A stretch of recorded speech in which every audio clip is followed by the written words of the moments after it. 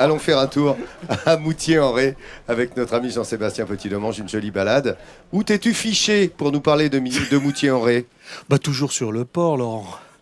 Quand on est à Pornic, on est sur le port, la marée est en train de monter. C'est magnifique et je vous emmène donc à la découverte de ce bourg de quelques 1200 habitants. On est un peu au sud de Pornic, les Moutiers-en-Ré, qui tiennent leur nom des moutiers, des monastères qui ont été à l'origine de la fondation de ce village. Un village qui est composé de plusieurs paysages. Aujourd'hui, c'est un endroit vraiment paisible dans un environnement de marais, de coteaux viticoles, de plages de la baie. Et puis c'est aussi un coin de France qui a su véritablement charmer les peintres comme Marie Laurencin et puis les grands auteurs comme Paul Fort ou Julien Gracq. Découverte. Du haut de leurs grandes jambes de bois, elles dominent avec fierté le bord de mer. Ces pêcheries, ce sont l'image d'Épinal de la Côte de Jade. Et encore plus ici, au Moutier-en-Ré, où ces cabanons de bois sont les vestiges d'une économie qui raconte l'histoire de la région. Alain, Olivier et sa fille Camille sont amoureux de ce paysage presque surréaliste. Ils viennent souvent fouler le sable pour le contempler. Et quand ils se retrouvent nez à nez avec les pêcheries, c'est l'imagination qui parle. Alors, regardez ces grandes jambes qui s'élancent vers la mer. On a l'impression que les géants quittent la terre, les marais, sortent du sable et partent à la conquête de l'océan. On a l'impression de revoir certaines sculptures, certaines peintures de Dali. C'est extraordinaire. C'est cela aussi qu'il faut essayer de revoir dans ce paysage façonné par l'homme. C'est une histoire qui nous parle ici. Ici, la nature dicte sa loi. Pas d'urbanisation. La plage vierge invite à la quiétude. Ce qui est vraiment plaisant, c'est dans cette partie de la côte, dans une ambiance un peu moins touristique, on va dire, un peu plus proche d'une nature originelle qui n'aurait pas été trop mouvementée, trop chahutée, trop détériorée en fait.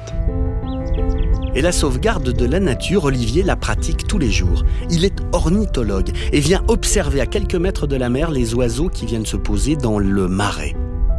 Avec ces mots, il transmet à sa fille tout son savoir. Ouais, ça m'étonne pas, lui c'est le mâle. Quoi ? Et comme il n'a pas sa femelle, en fait c'est... tu vois le tubercule qu'il a sur le bec ? Les habitudes de la faune sauvage, Olivier ne veut pas les bousculer, car le marais, c'est le royaume à ciel ouvert des oiseaux migrateurs, comme ici, cette échasse blanche, ou ce canard tadorne.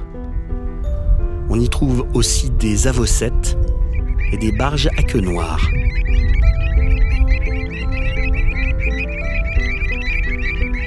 Tous viennent y faire escale chaque année.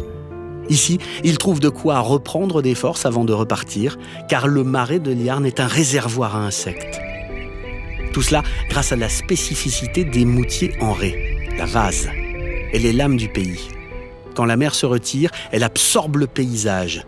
Et dans ses aspérités se reflète l'histoire du pays de Ré, celle des riches du sel. Le port du Collet est là pour en témoigner. Lui qui a été l'un des plus grands exportateurs de sel au monde il y a quelques siècles. Catherine, l'enfant du pays, connaît cette histoire par cœur. Il faut imaginer qu'au XIIIe siècle, les bateaux venaient de Hollande, venaient de la Baltique pour chercher le sel ici. Alors maintenant, vous voyez un paysage très calme, la vase s'est posée, tout est recouvert. Mais autrefois, ça grouillait de bateaux de tous les pays, de chaloupes, de travail, de menuisiers. Mais ce que Catherine aime par-dessus tout, c'est le paysage des plages à marée basse. Ici, elle est comme dans son propre musée.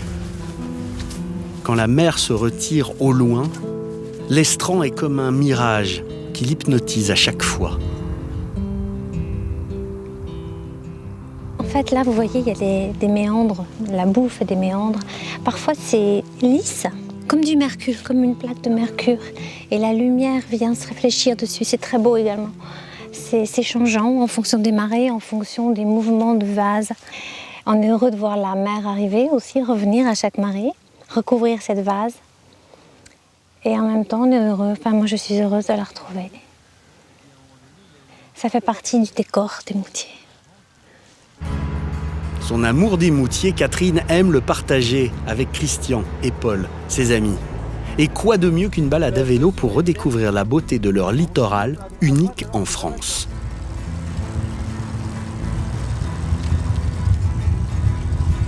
Paul a eu un vrai coup de foudre en découvrant ces paysages. Une vraie révélation, car le soir de sa première visite aux Moutiers, il a décidé de ne plus en repartir. Et le spectacle de la nature, il n'en perdrait pas une miette. Vous vous rendez pas compte? Ici à gauche, je viens de voir l'état d'Orne. Là au-dessus de ma tête, il y a les avocettes. Ici, il y a les ânes et les chevaux. Où voulez-vous aller pour être mieux qu'ici? C'est pas possible, c'est le paradis ici. Je ne sais pas si un jour je mérite le paradis, je trouverai certainement pas mieux. Paul et Catherine adorent les paysages des Moutiers.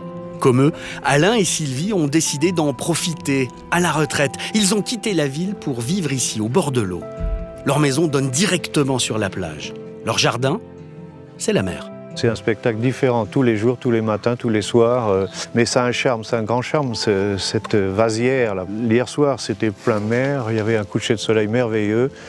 L'eau était calme, c'était formidable. Et tous les jours, c'est différent. Voilà.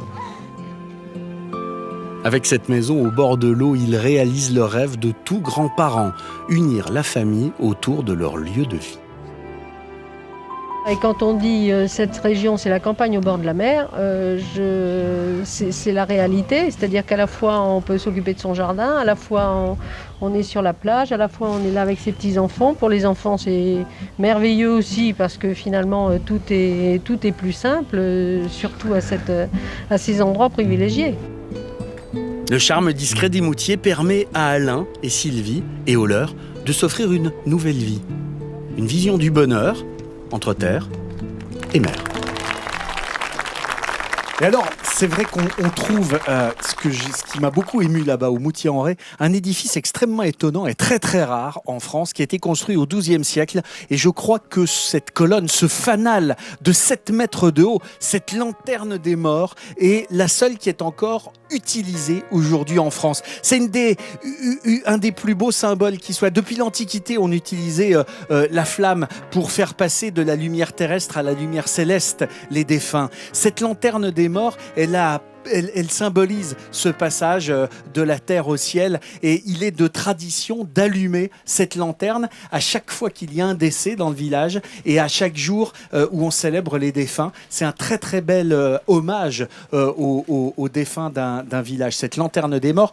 Et avant qu'il ne m'arrive la même chose avec toute l'équipe qui est autour de moi, on va remonter vers le plateau parce que la marée monte et comme on est à l'intérieur du port, même si le coefficient de marée n'est pas très très important, on va quand même rentrer avant d'être enseveli. Oui, c'est ça. Attention Voilà. au marnage, comme on dit. Hein. C'est-à-dire cette hauteur de mer entre la marée basse et la marée haute.